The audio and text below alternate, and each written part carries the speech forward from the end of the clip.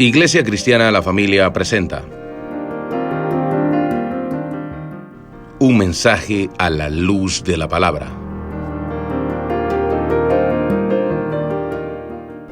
Con el pastor Bernardo Ríos.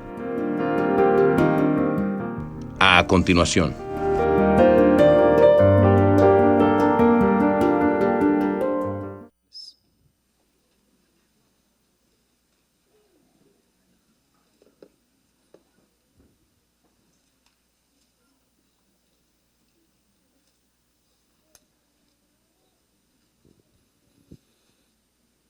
Amén.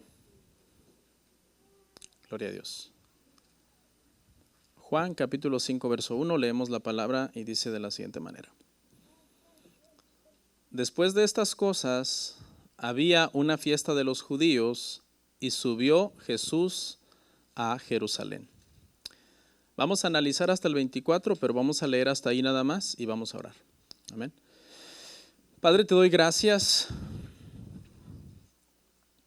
por este privilegio tan grande, Señor, que tenemos en poder, Señor, reunirnos en esta mañana y poder, Señor, escudriñar las Escrituras, seguir adelante, Padre, seguir aprendiendo más de tu palabra y siendo edificados, Señor, por medio de tu Espíritu Santo, Señor, en esta mañana. Ayúdame, Señor, el día de hoy a ser claro, a ser preciso, Padre, en la enseñanza. Que como predicadores siempre podamos hablar con humildad, pero al mismo tiempo también con autoridad, tu evangelio, Señor. Yo soy débil, pero tu evangelio es poder para salvación, Señor, a todo aquel que cree, Señor. Gracias en Cristo Jesús. Amén. Amén. ¿Pueden sentarse? Yo creo que la caja está apagada, la caja de arriba.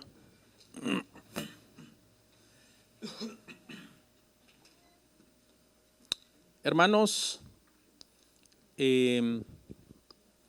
vamos a continuar con el Evangelio de Juan. Llegamos al capítulo 5 y el día de hoy vamos a hablar de el inicio de la persecución de Cristo Jesús. Cómo el Señor comenzó a ser perseguido. Ese va a ser nuestro tema el día de hoy. Todos sabemos que el ministerio terrenal de Jesucristo estuvo lleno de milagros. Los milagros del Señor Jesús causaron una sensación sin precedentes en la historia de Israel, aunque claro, ya habían habido muchos ministerios milagrosos en el pasado. Sin embargo, el de Cristo, desde mi punto de vista, no tiene comparación en excelencia. En los tiempos el pueblo de Israel por lo menos tuvo 3 periodos de grandes milagros. El primer periodo fue en los tiempos de Moisés. El segundo periodo fue en el tiempo del profeta Elías, el profeta Eliseo. Y el tercer periodo fue en los tiempos de Cristo. Y la popularidad de Jesús se disparó prácticamente de una manera asombrosa a raíz de sus constantes milagros. Su popularidad subió. Hubo un momento en que Juan el Bautista dijo: es necesario que yo mengüe y que él crezca. Y se hizo muy popular. Sin embargo, hermanos, para ser honestos, la popularidad le afectó al ministerio de Cristo en varios sentidos, y uno de esos fue de que estuvo constantemente siendo perseguido por sus enemigos, por los religiosos que no estaban de acuerdo con su mensaje. Sí, la popularidad hacía que varias personas vinieran y lo siguieran y lo escucharan, pero también las Escrituras nos dejan ver que muchos de estos seguidores vinieron porque prácticamente les gustaba el programa de bienestar social que ellos creían que Jesús estaba ofreciendo. Prácticamente hubo su momento en que vieron a Jesús como una persona para satisfacer sus necesidades. En el momento en que ellos vieron que Jesús daba comida y sanaba a los enfermos y daba grandes discursos, las multitudes lo quisieron hacer rey, con el propósito precisamente de seguirse beneficiando de todo lo que él le daba a la gente, ¿no? Jesús se opuso, hermanos, a eso. Él rechazó tajantemente el que lo quisieran proclamar un rey humano, un rey terrenal que había venido solamente a darles beneficios, porque ese no era realmente el propósito del ministerio de Jesucristo. El ministerio de Jesucristo consistió y consiste básicamente no en resolver los problemas sociales de los hombres, sino el problema del corazón. Mucha gente cree que automáticamente al ser cristiano todos sus problemas sociales se resuelven, que ya no tengo que cumplir con ciertos deberes cívicos, con ciertos deberes como ciudadano de una nación, porque soy libre en Cristo. Mucha gente malinterpreta las cosas de esa manera, pero la libertad que vino a dar el Señor es una libertad espiritual, una libertad del pecado. Las multitudes, hermano, cuando no se sintieron satisfechas, que Jesús no les seguía la corriente, cuando lleguemos a Juan a 6:66 dice que muchos lo dejaron y se apartaron y se fueron y dejaron de andar con él. Cuando Jesús muere, hermano, Jesús tiene pocos seguidores.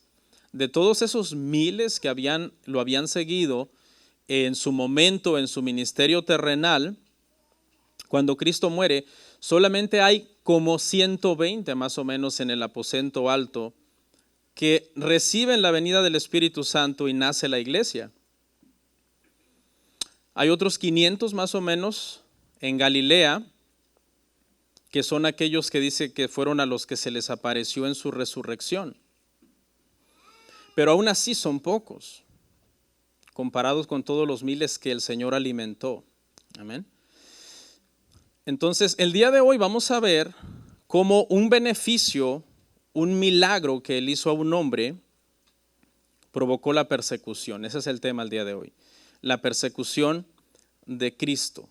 Vamos a ver varios versículos, pero vamos a ir sobre cada uno de estas. Es una sección grande, pero la vamos a dividir en 3. Esté atento ahí en su Biblia porque cada vez que leamos una sección va a tener un tema particular. Por ejemplo, del 1 al 9 vamos a estar leyendo el milagro que hizo Jesucristo, del verso 1 al 9.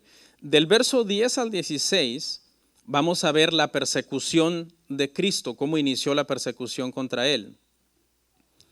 Y luego del 17 al 24 vamos a ver una declaración asombrosa que hizo Jesucristo acerca de su persona. Amén. Vamos a leer entonces del 1 al 9, ahí en su Biblia. Váyame siguiendo, por favor. El milagro es lo primero que vamos a leer. Dice, después de estas cosas, había una fiesta de los judíos y subió Jesús a Jerusalén. Y hay en Jerusalén, cerca de la puerta de las ovejas, un estanque, llamado en hebreo Betesda, el cual tiene 5 pórticos. En estos yacía una multitud de enfermos, ciegos, cojos y paralíticos, que esperaban el movimiento del agua, porque un ángel descendía de tiempo en tiempo al estanque y agitaba el agua. Y el que primero descendía al estanque después del movimiento del agua, quedaba sano de cualquier enfermedad que tuviese. Y había allí un hombre que hacía 38 años que estaba enfermo. Toda una vida, ¿no? Dice, cuando Jesús lo vio acostado y supo que llevaba mucho tiempo así, le dijo, ¿quieres ser sano? Señor, le respondió el enfermo, no tengo quien me meta en el estanque cuando se agita el agua. Y entre tanto que yo voy, otro desciende antes que yo. Jesús le dijo, levántate, toma tu lecho y anda. Y al instante aquel hombre fue sanado y tomó su lecho y anduvo. Y era día de reposo aquel día. Bueno, la primera frase que vamos a analizar, hermano, donde dice después de estas cosas, se refiere a lo último que vimos en el Evangelio de Juan. Lo último que vimos fue a Jesús haciendo aquel milagro de sanar al hijo de un noble, al hijo del siervo del rey, que estaba gravemente enfermo, estaba a punto de morir, y el Señor Jesús le dijo a ese hombre: ve, tu hijo vive. Sobre el ministerio de Cristo, hermanos, en Galilea, Juan registró solo ese milagro de ese hijo del rey que vimos la clase pasada. Pero el ministerio de Cristo en Galilea fue largo. Los sinópticos registran por lo menos las siguientes cosas: su rechazo en Nazaret, que está en Lucas 4:16 al 31, su largo recorrido de predicación, que está en Mateo 4:23 al 24, la liberación de personas poseídas por demonios, en Marcos 1:21 al 28, la sanidad de la fiebre de la suegra de Pedro, en Mateo 8:14 al 17, la sanidad de un leproso en Lucas 5:12, 16, y la sanidad de un paralítico que metieron por el techo. Se recuerda en Marcos 2, que lo metieron por un techo. Bueno, así de largo fue el ministerio de Jesús en Galilea. Pero Juan solamente nos mencionó un milagro, que fue la sanidad del hijo de este noble. Pero realmente fueron muchas cosas que Jesús hizo en todo ese recorrido en Galilea. Después entonces de estas cosas es que Jesús entra en escena en este pasaje, y lo que Juan nos dice es que había una fiesta y debido a esta fiesta Jesús subió a Jerusalén. Juan utiliza mucho esta frase de las fiestas de los judíos. En esta ocasión lo hace para que nosotros ubiquemos a Cristo, porque Cristo está en Jerusalén una vez más, está en Jerusalén por segunda vez. La primera vez que ya vimos, que ya Juan nos mencionó, fue cuando Jesús limpió el templo. En esa oportunidad Jesús estaba en Jerusalén, salió de ahí, hizo todo su ministerio en Galilea, hizo varias cosas, y ahora Jesús ha vuelto entonces, hermanos, a Jerusalén. Lo que hace el apóstol Juan, hermanos, es ubicarnos geográficamente dónde está.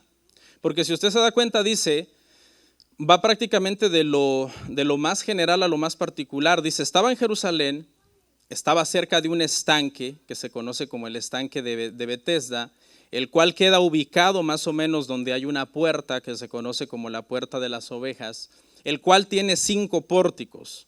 Toda esta explicación de Juan es para aquellos que no están relacionados con la geografía entonces de Jerusalén, de este lugar, y trata entonces de ubicar un punto geográfico en la mente de las personas. ¿Para qué? Para ubicar a Jesús encontrándose con un enfermo al cual Jesús le va a hacer un milagro, al cual Jesús le va a extender su misericordia. Porque precisamente eso es lo que significa Betesda. Betesda significa casa de misericordia. En ese lugar Cristo iba a tener misericordia de una persona. Sígame ahí con su vista. Dice que yacía una multitud de enfermos esperando el movimiento del agua. Estaban en los pórticos, que eran una especie, si usted quiere, entonces como de techados. Se salvaguardaban ahí las personas enfermas del clima. Y había por lo menos 3 tipos de enfermos que describe Juan. Había ciegos, había cojos y había paralíticos. La razón por la que están ahí es porque se creía que estas aguas eran curativas, pero era una creencia prácticamente del pueblo, era una creencia. Cuando Juan lo menciona, no lo entienda usted como que si era una realidad que estas aguas provocaban una sanidad literal en las personas que entraban a las aguas, sino que eso es lo que describe Juan como producto prácticamente para explicar la razón de por qué los enfermos están ahí. Es una superstición que tiene el pueblo. Los manuscritos más antiguos de este pasaje no contienen el capítulo 4 y la parte final del capítulo 3. No se asusten cuando uno como pastor haga este tipo de declaraciones, pero es una realidad. Estos pasajes que nosotros de repente encontramos se les conoce como pasajes espurios y son pasajes que en escritos más antiguos no están. Entonces, ¿por qué sí están en nuestra Biblia? La explicación es que después de que se escribe entonces los libros de la Biblia, el Evangelio de Juan, los escribas al hacer las copias quieren dar una explicación. ¿Por qué esta gente está aquí? Entonces ponen una nota marginal y la nota marginal dice entonces ¿qué es? Porque tenían esa creencia, en el pueblo había esa creencia. Si alguien tiene una Biblia de estudio reformada y usted va al comentario de este verso, le va a decir, este verso no aparece en los manuscritos griegos más antiguos. ¿Ok? Se le conoce como pasajes espurios. Ahora, no son de desechar porque no contradicen en absoluto el Evangelio. De hecho, en Juan 8 vamos a ver otro pasaje espurio. Juan 8 del 1 al 11, que es la historia de la mujer adúltera, que también en manuscritos más antiguos no está, y de repente entonces los escribas lo añadían como notas marginales explicativas. Amén. Entonces, pero por ahora no vamos a entrar ahí. Solamente quiero que entienda entonces que no es que la Biblia está diciendo que este estanque, de verdad estas aguas tenían este poder. El paralítico sí tenía esta creencia, porque esa era prácticamente la superstición que se manejaba dentro del pueblo. Si usted se da cuenta, Jesús no menciona en lo más mínimo este asunto de ángeles agitando el agua, para nada.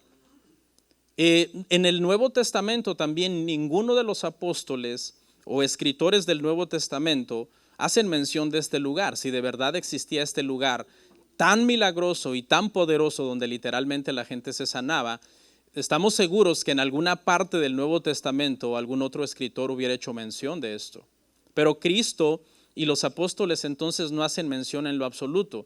Juan, esta porción de Juan, donde aparentemente es Juan el que lo está diciendo, lo tenemos que entender que es una nota marginal de los copistas que lo añadieron después. ¿Con qué propósito? Con el propósito de explicar por qué los enfermos estaban allí. Esa es la razón de por qué entonces esto aparece aquí. Entonces copistas más posteriores, cuando llegan a este manuscrito y lo meten a copias posteriores, lo meten como si hubiera sido parte de lo que Juan escribió. ¿Okay? Un día vamos a entrar a estos temas de los pasajes espurios. Hay muchos pasajes espurios, por lo menos en la Reina Valera, que nosotros usamos y que nosotros los predicadores los predicamos tal y como si estuvieran en los más antiguos, porque no contradicen en absoluto el mensaje del Evangelio, ni lo alteran, ni lo dañan, ni lo afectan en lo absoluto. Pero quise aclararles esto, hermanos. Por ejemplo, Tertuliano, uno de los padres de la iglesia, a finales del siglo II más o menos, o a principios del siglo III, él hablando de este pasaje dijo que esto era una superstición que había en el pueblo. ¿Okay? Y esa es la razón por la que es porque los escribas entonces lo pusieron como una nota marginal, un copista posterior pensó que era parte de Juan y lo puso. Entonces, ¿cómo sabemos que no es parte de Juan? Porque el manuscrito que este copista usó con esa nota marginal, nosotros tenemos acceso a manuscritos más antiguos que ese, donde en ese más antiguo no está. Pero bueno, ya me tardé mucho aquí, solamente quise aclarar esto. El punto es aquí, hermanos, que Jesús, había allí un hombre, dice que tenía 38 años, que estaba enfermo. No se sabe exactamente por qué estaba paralizado de su cuerpo. Estaba en un lecho, no hay una explicación exacta que lo llevó a estar en ese lecho, pero dice que Jesús inmediatamente supo que tenía ahí mucho tiempo. Y esto nos habla, ¿verdad, hermanos?, de la omnisciencia del Señor, de la cual venimos hablando desde siempre en Juan, de cómo él conocía el corazón de la gente, conocía todo sobre la samaritana, conocía todo sobre esos samaritanos que vinieron y se convirtieron también. Y el Señor, sabiendo que este hombre tiene allí mucho tiempo, le hace una pregunta, y la pregunta es: ¿quiere ser sano? En el pasado, en una teología un poco más errada, me enseñaron que el Señor lo que le preguntó era para ver si de verdad quería el milagro, porque según que hay gente que le gusta su condición de enfermedad. Entonces, que Cristo le estaba prácticamente preguntando: Bueno, pues no sabemos si quieres ser sano. A lo mejor estás enfermo porque no quieres ser sano. Pero la realidad es, hermanos, que la pregunta que Jesús le está haciendo aquí es porque Jesús le está diciendo, yo te puedo sanar. Jesús le está diciendo, ¿quieres ser sano? ¿Sí? ¿Quieres ser sano? No es que Jesús no sabe que Él quiere ser sano. Él quiere ser sano. ¿Cómo lo sabemos? Porque está afanado en ese estanque, esperando todos los días a ver si se mueve el agua porque cayó una rama de un árbol o porque cualquier mínimo movimiento de las placas tectónicas haya hecho vibrar el agua, y por esa razón sabemos nosotros que Él anhela ser sano. Jesús lo que le está diciendo es, ¿quieres que te sane? Eso es lo que le está diciendo el Señor. Es como si usted tiene hambre y alguien te pasa un pan y te dice, ¿tienes hambre? Y tú, no, pues es que no, sí tengo hambre, pero no hay nadie que me dé. Te estoy dando, te estoy ofreciendo el pan. Eso es lo que le está diciendo Jesús a este hombre. Yo te puedo sanar. El hombre no lo entiende. El hombre comienza a dar explicaciones y dice, Señor, yo no tengo quien me meta en el estanque. Él se va por otro lado. En lugar de decir, sáname, comienza entonces a explicar su situación de por qué no ha sido sanado. Dice el hombre, le explica a Jesús. Cuando se agita el agua, le dice, entre tanto que yo voy, otros descienden antes que yo. Alguien diría, pastor, pero si el agua se agitaba. Y no dice usted que era una superstición. Es que el agua se agita en todos lados. Pero ahí no dice que el ángel venía a agitar el agua. El hombre veía que el agua se agitaba y la superstición y la creencia era que cuando el agua se agitaba era porque un ángel la había agitado y que el primero que entrara allí era sano. La pregunta que surge entonces aquí es si de verdad al agitarse el agua los primeros que entraban eran sanados. Esa es la pregunta. O sea, porque estamos diciendo que esto era una superstición, que no era real, que no está de hecho en manuscritos más originales. Pero ¿por qué el ciego está diciendo que cuando el agua se agita, como si él ya hubiera tenido la experiencia de que de verdad hay gente que ya se sanó en el pasado? Bueno, la realidad es que los tres grupos de gente que se mencionan aquí ni siquiera podían entrar al agua. O sea, enfermedades reales que necesitaban un milagro de verdad creativo, ni siquiera podían llegar al agua. Se imagina, el ciego ni siquiera sabía cuando el agua se agitaba. El cojo y el paralítico ni siquiera podían llegar al agua. ¿Qué podemos deducir de esto? Podemos deducir que quizás algunos con enfermedades menores que en algún momento vieron que el agua se agitó, quizás porque por alguna razón se agitó. El agua siempre se agita en todos lados, en el mar, en los ríos, máximo en los ríos, ¿no? En los lagos, en todos lados, aún por el viento el agua se agita. Lo que podemos pensar, hermanos, es que algunos se autosugestionaron, dijeron, me dolía la cabeza, caí el agua y ya no me duele la cabeza. Pero enfermedades reales que necesitaban un milagro creativo, que se pudiera comprobar que de verdad las aguas tenían ese poder de sanidad, ni siquiera podían llegar, hermanos, a las aguas. ¿Ok? Entonces, el comentario de este hombre, hermano, también nos deja ver su frustración. Le comienza a explicar a Jesús, pues que nadie me mete al agua, ¿acaso no ves? Es una forma también de decir, ¿qué pregunta tan tonta es esta? Claro que quiero ser sano, pero ¿acaso no ves que no me puedo mover? Este hombre está amargado, está sacando una amargura que tiene en su corazón debido a lo que le está pasando. Decíamos la semana pasada, ¿verdad, hermanos? Que no nos amarguemos cuando de repente Dios le place pasarnos por pruebas. Y esto que estoy diciendo se lo voy a probar cuando veamos la reacción de este hombre después de su sanidad, que no tiene el más mínimo interés en darle la gloria a Cristo, sino más bien hacerle daño a Cristo una vez que el Señor ya lo sanó. Está entonces sacando su frustración. Pero a pesar de eso y que Jesús conoce el corazón de este hombre, el corazón de este hombre es un corazón resentido, amargado y malagradecido. A pesar de eso, mire lo que le dice Jesús. Levántate, toma tu lecho y vete a tu casa. Los tres verbos son imperativos, son órdenes. Levántate, toma tu lecho y vete a tu casa. Y alguien diría, ¿y por qué está sanando Cristo a este hombre si conoce que su corazón es un corazón tan lleno de tantas cosas malas? Y la razón es porque este milagro tiene el propósito de demostrar su deidad. Cristo tiene el propósito de demostrar su deidad, como todos los demás milagros que ha hecho en el Evangelio de Juan. Y lo vamos a ver cuando avancemos un poco. Escuche lo que hizo este hombre. Al instante el hombre fue sanado y anduvo. ¿Ok? Entonces, aquí surge otra pregunta, porque también la teología falsa del movimiento de palabra de fe y del movimiento de decláralo, decrétalo, confiésalo y recíbelo, dicen que a veces lo que tú necesitas es primero tú actuar para que Dios pueda actuar después. Que Dios no hace las cosas porque tú no le has dado instrucciones para que las hagas o porque tú no las has creído. Entonces la pregunta es aquí, si el hombre se paró porque Cristo lo sanó y entonces se paró, o si Cristo lo sanó porque él obedeció en intentar pararse. No sé si me sigue. Una vez, hermanos, yo miré a una persona de esos que dicen, yo cuando predico y sano a todos los enfermos y libero a todos los endemoniados, estaba diciendo esta persona. No, a mí no se me va un endemoniado a casa ni un enfermo a casa, yo los sano a todos. Y entonces estaba una persona en silla de ruedas y le dijo, párese. No puedo, no es que tiene que pararse. Si quiere que el Señor la sane, tiene que pararse. Es que no puedo pararme. Que el Señor me sane para que yo me pueda parar. Y bueno, el hombre tomó a la señora, una señora ya grande de edad, la levantó, la señora le tronaron todos sus huesos y con mucha dificultad el hombre la anduvo prácticamente cargando así alrededor de las sillas de la iglesia. Y créalo que ahorita va a estar sana. La fue a sentar una vez más a la silla de ruedas y la señora nunca más se pudo parar de esa silla de ruedas.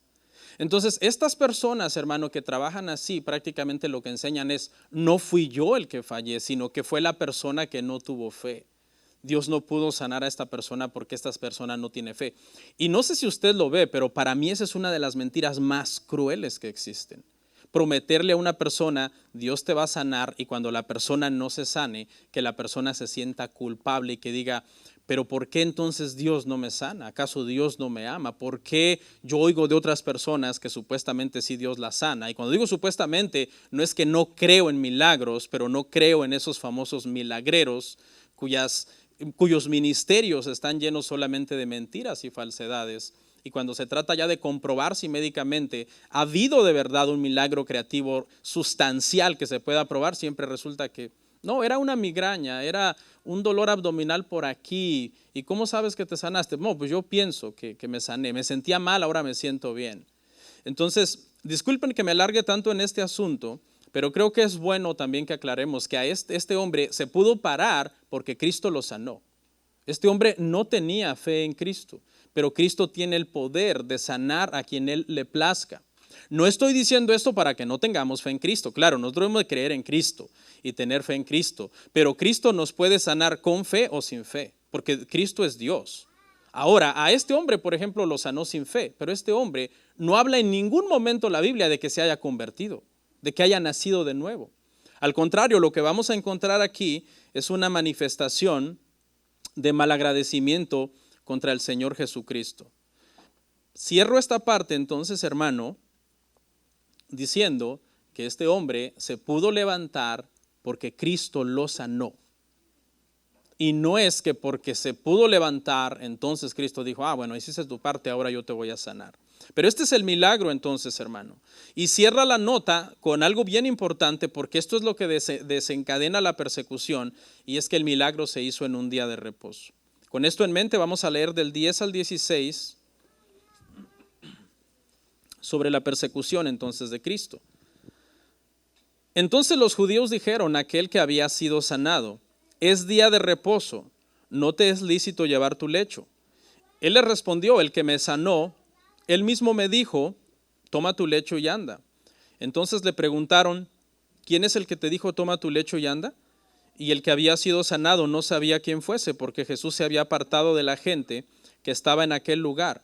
Después le halló Jesús en el templo y le dijo, mira, has sido sanado, no peques más, para que no te venga alguna cosa peor. El hombre se fue y dio aviso a los judíos que Jesús era el que le había sanado. Y por esta causa los judíos perseguían a Jesús y procuraban matarle porque hacía estas cosas en el día de reposo. Este milagro fue en el día de reposo, pero ¿usted cree que los religiosos se alegraron porque este hombre caminó? Claro que no. No se alegraron porque este hombre caminó, se amargaron porque fue sanado en día de reposo. No era cualquier milagro, 38 años sin caminar. Es un milagro grande. Yo creo que si los religiosos hubieran sido humanos y misericordiosos, hubieran dicho, ¿sabes qué? Estuvo mal que te sanaras en sábado, pero ahorita lo que quiero compartir contigo es tu alegría y tu gozo de saber que puedes caminar. Pero si ves, están cegados completamente a lo que Cristo puede hacer, y lo que les importa más entonces es cumplir con sus leyes, que por cierto estaban influenciadas por muchas tradiciones que ni siquiera estaban de acuerdo a las escrituras conforme al día de reposo. Dios había dado el día de reposo como un regalo para el hombre, pero los religiosos lo habían vuelto prácticamente una carga, hermanos, insoportable. La discordia siempre fue esta. Si usted lee los evangelios, Jesús hizo muchas sanidades en día de reposo, y la discordia siempre fue esta. Jesús, la mayor parte de veces en día de reposo, sana personas que pudieron haber esperado al siguiente día. O sea, no es de que Jesús está sanando a alguien que si no lo sanaba ese día iba a morir, y entonces hubiera sido comprensible. Bueno, no, si no lo hubieras hecho hoy hubiera muerto, entonces te aceptamos que lo hayas hecho en reposo. Sino que Jesús pudo haberlo hecho al siguiente día domingo, o el lunes, o el martes, o el miércoles, porque no era una urgencia sanar a esa persona ese día. Y esto es lo que más prácticamente provoca la furia de estos hombres. Dicen, él lo hace intencional. Si no es urgente que este paralítico camine hoy sábado y lo pudo haber sanado mañana domingo, ¿por qué no lo hizo mañana? ¿Por qué no lo hizo otro día de la semana? ¿Por qué Jesús hace esto deliberadamente? Sanar a enfermos en sábado, que no era una urgencia sanar. Y la razón es porque aparte de que estos milagros prueban su deidad, también Cristo quiere confrontar todas las tradiciones que ellos han creado alrededor del día de reposo. Él quiere confrontar su legalismo. Él quiere decirles, hay muchas cosas y muchas leyes que ustedes han creado acerca del día de reposo que no tienen nada que ver con Dios, que no son la voluntad de Dios para el día de reposo. En los tiempos cuando Cristo vino, hermano, el día de reposo tenía un valor escatológico, en el sentido de que enseñaban los judíos que la razón por la que el Mesías no venía y había tardado tanto tiempo era porque el día de reposo no se estaba guardando bien. Entonces decían, cuando guardemos bien el día de reposo, cuando lo guardemos perfectamente, si usted quiere, el Mesías vendrá. Y por eso eran tan estrictos y andaban prácticamente vigilando, hermano, cada cosita del día de reposo, ¿a qué va a taparse, no? Del día de reposo, que los rabinos habían añadido diciendo que venga el Mesías. Sin embargo, el Mesías estaba en medio de ellos y no lo reconocieron. No dependía en sí de las obras de ellos para que el Mesías viniera, sino de la promesa que el Padre hizo, la cual él cumplió mandando al Señor Jesucristo. Usted sabe que hay movimientos, ¿no?, que dicen guardar el día de reposo. Dicen, no, nosotros guardamos el día de reposo como la Torá nos manda. Hay un grupo que se llaman observantes de Torá y todo eso. No se dejen volver, hermanos. Aún los judíos más ortodoxos en la historia del judaísmo tienen un dicho que dice, nosotros nunca hemos guardado el día de reposo como Dios manda, sino que el día de reposo nos ha guardado a nosotros. ¿A qué se refieren? Se refieren a que con todas sus imperfecciones de no poder guardar el día de reposo perfectamente, sin embargo, el hecho de buscar de Dios o intentar acercarse a Dios y tener comunión con Él, por lo menos un día a la semana, ha ayudado a preservar su fe a lo largo de los siglos. Cada vez que usted, hermano, y se lo voy a dar como un consejo, mire, cada vez que usted oiga a un cristiano de un cristianismo ortodoxo, bíblico, en donde tenemos bien claro, hermano, que nosotros nos reunimos en el domingo como el día del Señor, porque ese día resucitó Jesucristo. Cada vez que usted oiga a un cristiano empezando a tener una tendencia de observar el Shabbat como la Torá manda, cuidado. Cuidado, eso es peligrosísimo. Es el inicio de comenzar a negar muchas doctrinas del cristianismo ortodoxo, entre las cuales está incluido negar la deidad de Jesucristo, que es la peor de todas, y cuyo propósito de este libro es el propósito de Juan, demostrar que Cristo es el Hijo de Dios y para que los que crean en Él, hermanos, tengan vida eterna. Yo siempre que oigo a un hermano, a un pastor, inclusive pastores o gente ya publicando los viernes cosas en su Facebook como Shabbat Shalom. Yo digo, uy, cuidado. Y son muchas cosas que ni saben, que ni siquiera están en las escrituras, sino que más bien vienen de la Mishnah, que la Mishnah es como, hay una creencia judía que enseña que hay dos leyes, la escrita que es la Torá y la oral que es la Mishnah. Y la oral consiste entonces en cosas que Moisés no escribió, pero que Dios se las dijo. Y entonces basado en esa ley oral, ellos dicen que prácticamente hay este escrito que enseña un montón de cosas sobre el sábado que hay que hacer. Pero a decir verdad, las escrituras no hablan, hermano, nada de eso. Jesús rechazó todas las posturas rabínicas acerca del judaísmo, todas. Porque ellos, hermano, habían tergiversado. Por ejemplo, lo que prohíbe el sábado es trabajar. Eso es lo que prohíbe. Prohíbe que trabajes con el propósito de que tengas comunión con Dios. Pero entonces, algunas cosas que aplicaban, por ejemplo, si usted era comerciante, usted se dedicaba a vender semillas. ¿Ok? Ese era su trabajo. Entonces usted debía de parar de vender ese día, porque ese era el trabajo de usted. Pero los rabinos comenzaron a tratar de enforzar esos mandamientos a todo mundo. Ustedes no pueden hacer nada, ni tocar dinero, ni comprar, ni vender, ni nada. No, es que eso era para los comerciantes. Usted puede ver estas citas, por ejemplo, en Nehemías 13, 15 al 18 y en Jeremías 17, 21 al 22. De que los comerciantes estaba prohibido que comerciaran. ¿Por qué? Porque ese era su trabajo. Tenías que cesar de tu trabajo para dedicarte a tener comunión con Dios. Pero esa ley se la querían aplicar entonces a todo mundo. Le dicen, en el día de reposo no te es lícito llevar tu lecho. Repito, la prohibición no venía de las escrituras, venía prácticamente de los rabinos. Y estas personas estaban más preocupados entonces por las reglas humanas que por el milagro que este hombre había recibido. El hombre contesta, el que me sanó me dijo, toma tu lecho y anda. Este hombre también, ¿verdad, hermanos? En lugar de salir corriendo a su casa, se queda ahí a platicar con estos religiosos. Se sintió sorprendido. Este hombre es muy religioso y siente que, ay, me sané, pero me cacharon.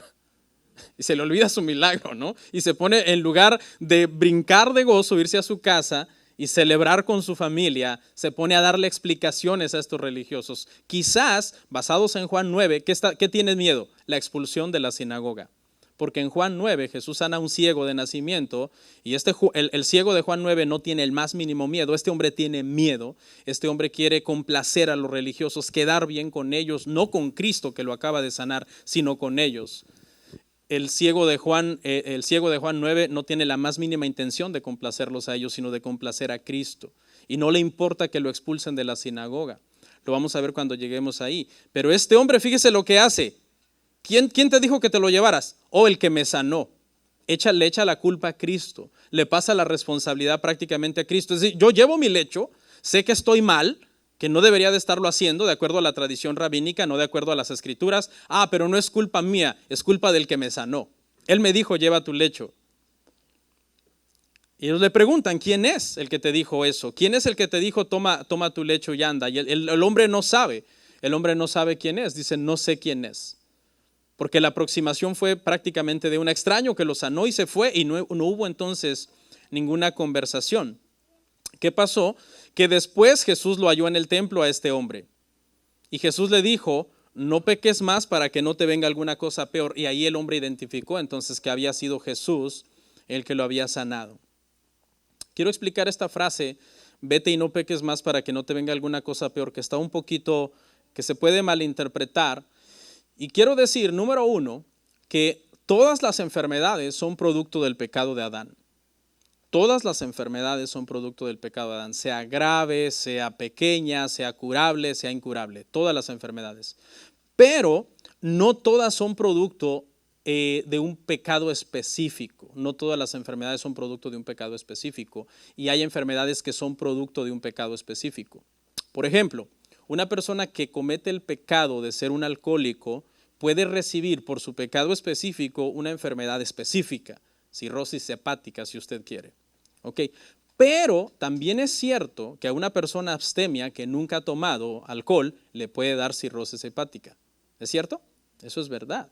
Inclusive yo he escuchado testimonios sorprendentes de que el marido tiene 40 años fumando, sus pulmones están como si tuviera 15 años de edad, su mujer nunca ha fumado y tiene cáncer de pulmón. Y tú dices, ¿cómo es eso? Bueno, porque todas las enfermedades son producto del pecado de Adán. Y por el simple hecho de ser descendientes de Adán, ya estamos sujetos a enfermedad, envejecimiento y muerte. Son 3 cosas que por ley vendrán a nuestra vida. ¿Ok? Pero hay pecados específicos que pueden generar enfermedades específicas. Le explico esto porque parece que este hombre había estado paralítico debido a un pecado específico.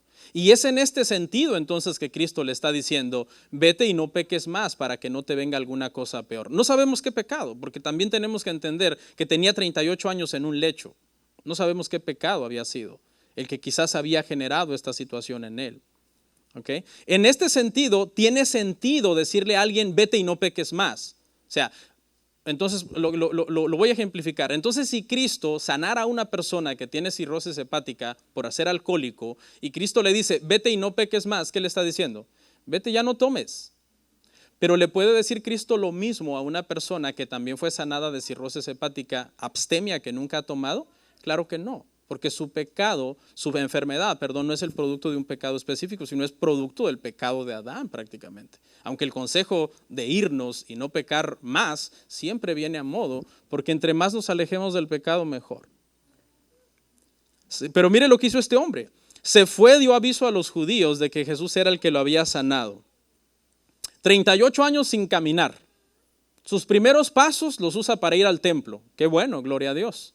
Pero luego utiliza sus pasos para ir a denunciar a Jesús, para ir a acusarlo prácticamente delante de los religiosos y decir, oh, ya sé, hace rato me preguntaron que quién era, no sabía yo, pero ahora ya sé, fue Jesús.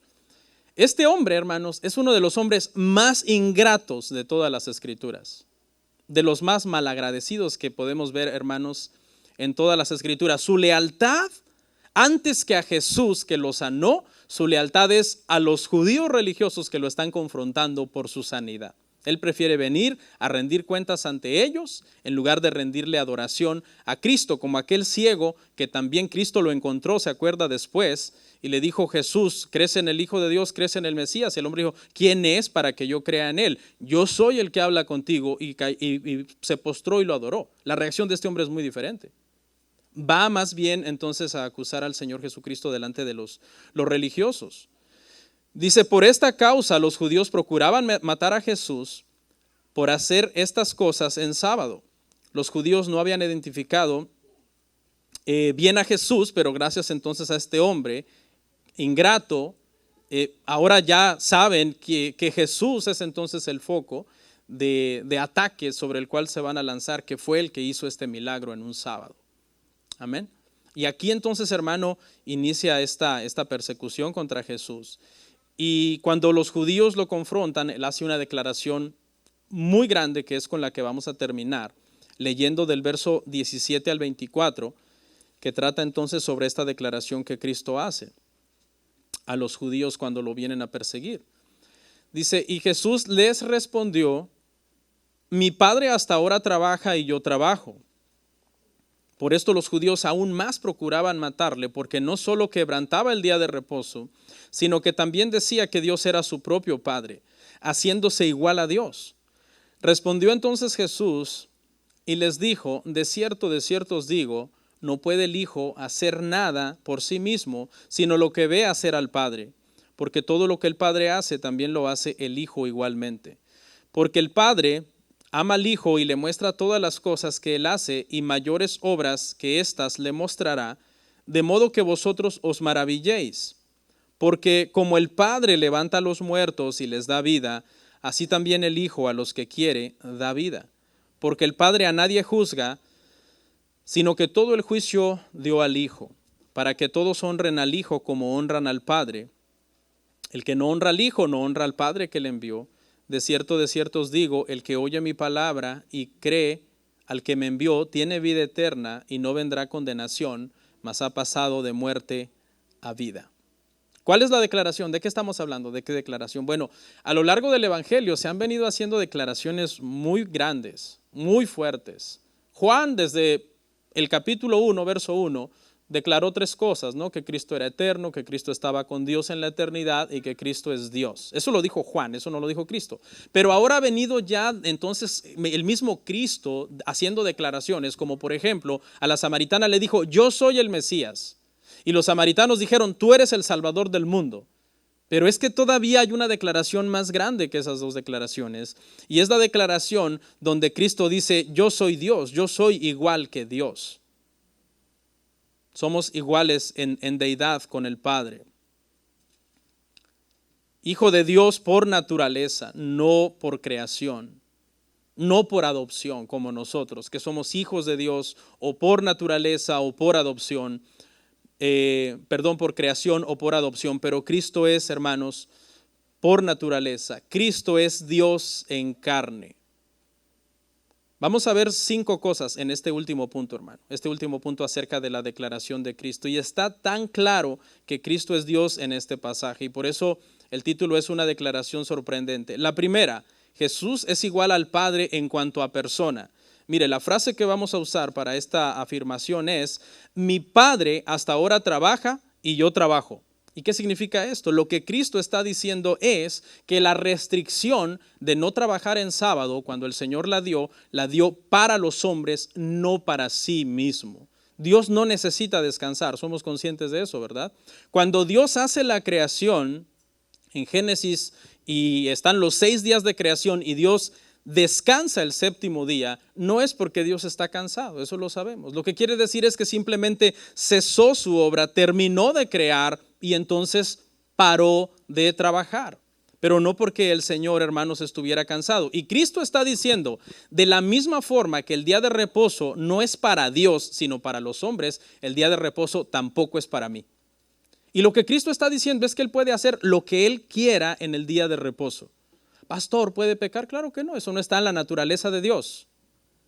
Pero Él puede hacer exactamente lo que le plazca en el día de reposo, porque de la misma forma que el Padre trabaja, dice Jesús, el Padre trabaja hoy en reposo, yo también trabajo hoy en reposo. Y el punto que estamos entonces aquí viendo es que el Padre y el Hijo son iguales en persona.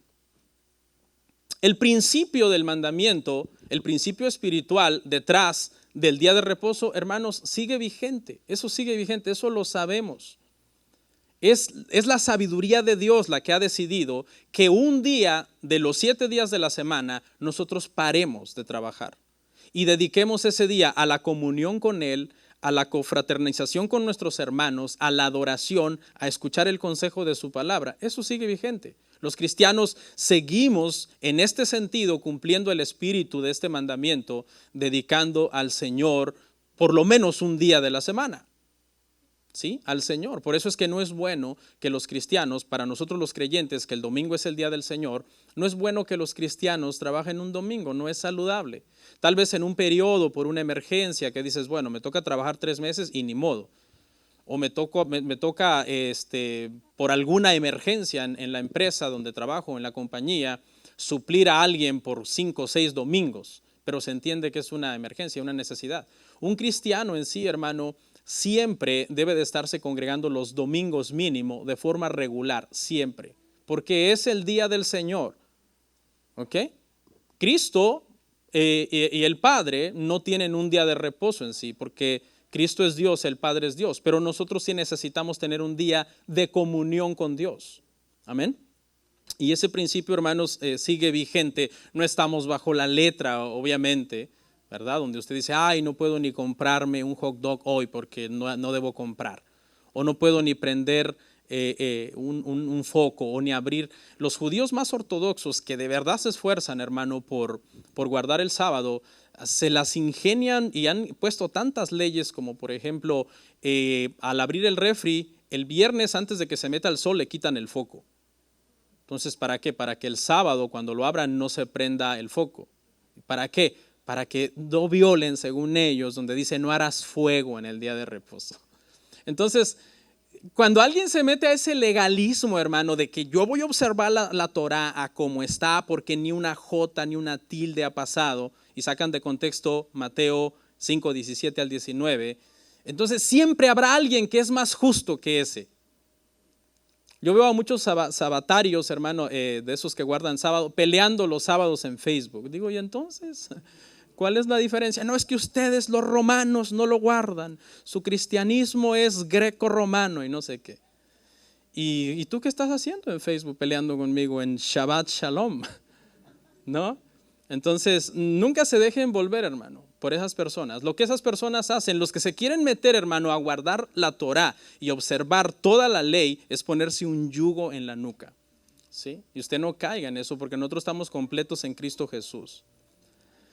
Dice, hermano, que procuraban matarlo a raíz, hermano, de esta situación de que él estaba trabajando en sábado. La segunda cosa que vamos a ver es que Jesús es igual a Dios en obras, es igual a Dios en persona, es igual a Dios en obras. La parte que vamos a leer dice, no puede el Hijo hacer nada por sí mismo si no lo ve hacer al Padre.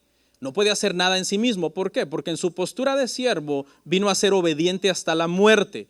Pero ¿significa eso que eso lo hace inferior? Claro que no, porque la frase que sigue nos lo aclara. Escuche, todo lo que el Padre hace, yo lo hago igualmente.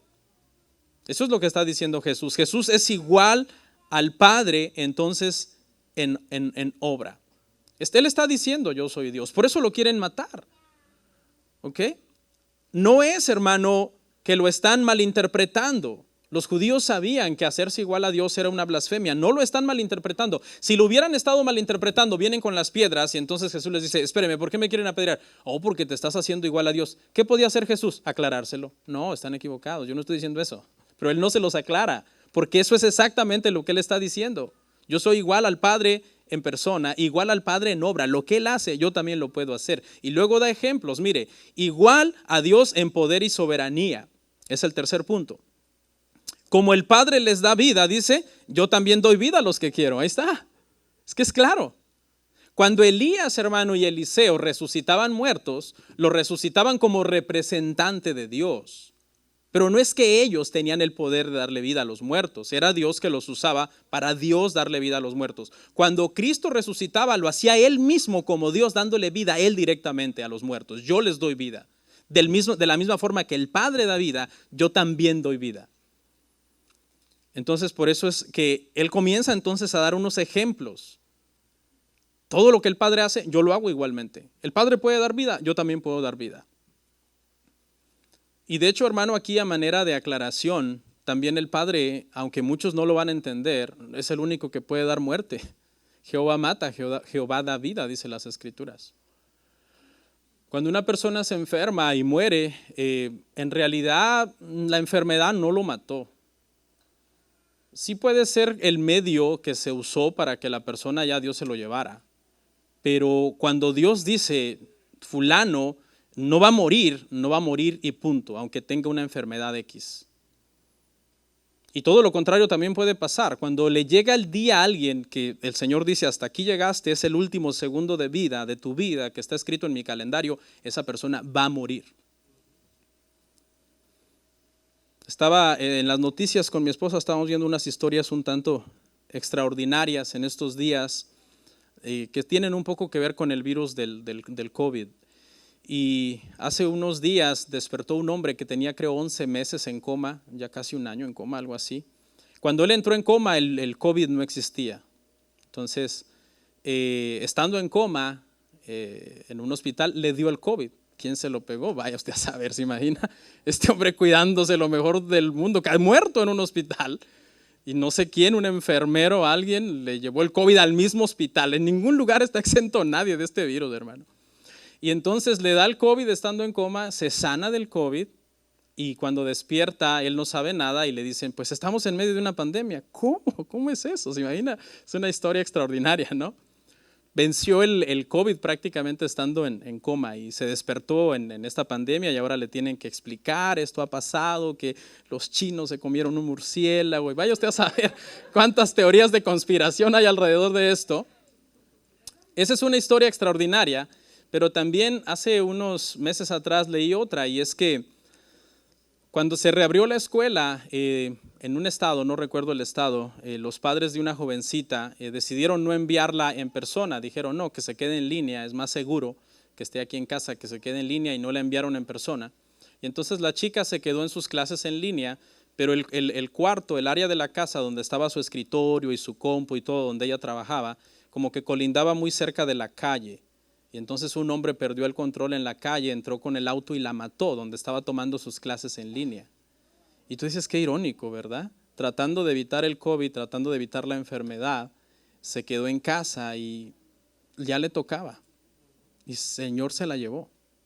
Entonces, yo sé, hermano, que estrictamente nosotros decimos, alguien murió de COVID, pero en sí murió porque Dios se llevó a esa persona. Porque si Dios no hubiera querido que esa persona muriera de COVID, Dios sana a esa persona de COVID. Vivimos bajo el amparo y la soberanía de Dios. Cristo es el que puede dar vida igual que el Padre y son los únicos que pueden quitar la vida también. 5 creo. Jesús es igual en poder y sabiduría, dijimos, ¿verdad? Poder y soberanía. 4, Jesús es igual a Dios en juicio. El Padre a nadie juzga, sino que todo el juicio ha dado al Hijo. ¿Cuál es la lógica? La lógica es que si Cristo tiene poder de dar vida, Él tiene toda la autoridad de juzgar esa vida. Yo te la di. Tú no puedes hacer lo que tú quieras con lo que yo te di. Si yo no te lo hubiera dado, no existieras, no serías nada. Así que como yo te di la vida, el Padre juzga y yo también juzgo. El Padre me ha entregado todo el juicio a mí para que yo haga el juicio. Y por último, entonces, hermano, porque ya me alargué, el 5 es que Jesús es igual a Dios en honor. La frase que vamos a ver dice que todos honren al Hijo como honran al Padre. No se puede separar. Alguien no puede estar pensando, ¿será que honro al Padre? ¿Será que honro al Hijo? O honras a los dos o no honras a ninguno. Eso es lo que dice la Escritura. Esa es la revelación, hermanos, acerca de la deidad de nuestro Señor Jesucristo. Entonces, para resumir, Cristo es entonces igual a Dios en persona, en obra, en poder y soberanía para dar vida, en juicio y en honra. ¿Qué concluimos? Cristo es Dios. Y esa es la declaración sorprendente que le hace a los religiosos cuando por haber, según ellos, sanado en sábado, lo quieren matar y lo están persiguiendo. Y él lo que le está diciendo es, yo soy Dios. El sábado no es para Dios y yo hago en el sábado lo que yo quiera. Vamos a orar. Comparte, suscríbete, dale like. Gracias por tu sintonía. Hasta la próxima. Bendiciones.